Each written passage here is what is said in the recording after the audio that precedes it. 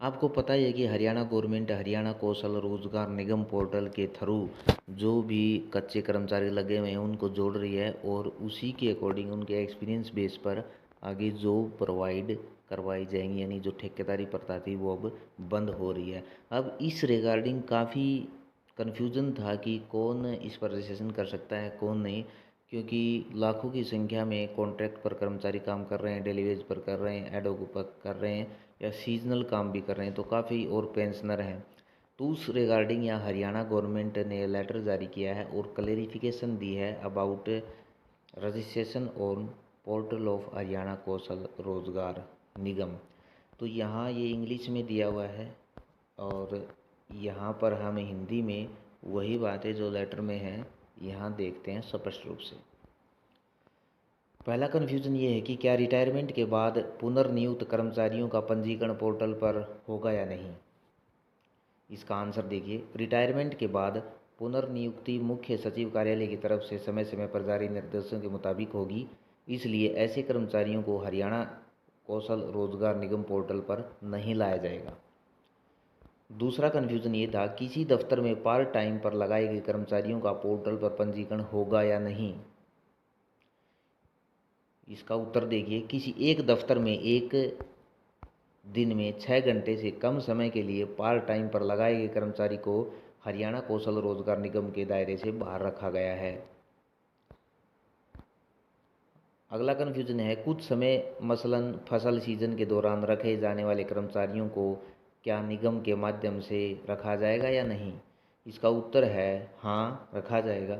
जहां एक सीमित अवधि के लिए मगर पूरे दिन के लिए सेवा चाहिए तो मैन पावर हरियाणा कौशल रोजगार निगम के माध्यम से रखी जाएगी।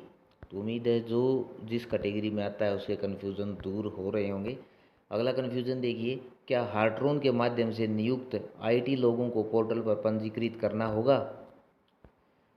इसका सॉल्यूशन है, आईटी व्यक्ति जिनका जॉब रोल हरियाणा कौशल रोजगार निगम के दायरे में आता है उन्हें और हार्ट्रोन के जरिए लगे आईटी व्यक्तियों को हरियाणा कौशल रोजगार निगम पोर्टल पर पंजीकरण करना होगा।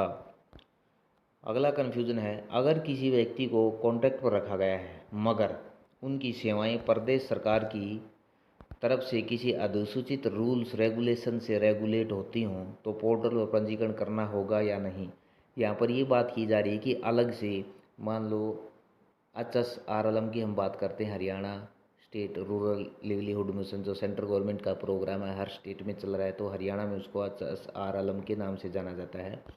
तो यहाँ पर इस तरह की जॉब की बात की गई है, तो इसका आंसर देख लीजिए।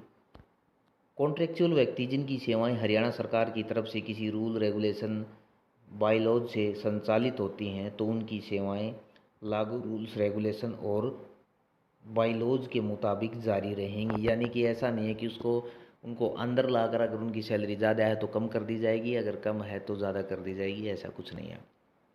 अगला कन्फ्यूजन ये है कि 30,000 रुपये से ज़्यादा वेतन वालों का पंजीकरण होगा या नहीं। इसका सॉल्यूशन देखिए, जहां एक जॉब रोल का पहली एंट्री पर न्यूनतम वेतन यानी मिनिमम जो बेसिक पे होती है 30,000 रुपये से कम है, भत्ते और सालाना बढ़ोतरी छोड़कर इसके बराबर है या कम है तो उसका पोर्टल पर पंजीकरण होगा। एग्जाम्पल के तौर पर देखते हैं, हार्ट्रोन के माध्यम से लगे एक प्रोग्रामर का पहली एंट्री पर वेतन यानी जब वो लगा उसकी फर्स्ट सैलरी होती है 25,200 रुपये पर मंथ, मगर एक व्यक्ति 35,000 रुपये मासिक प्राप्त कर रहा है। प्रोग्रामर का नाम निगम पोर्टल पर पंजीकृत होगा क्योंकि उसका जॉब रोल शुरुआती वेतन इस जॉब रोल के लिए 30,000 रुपये मासिक से कम है।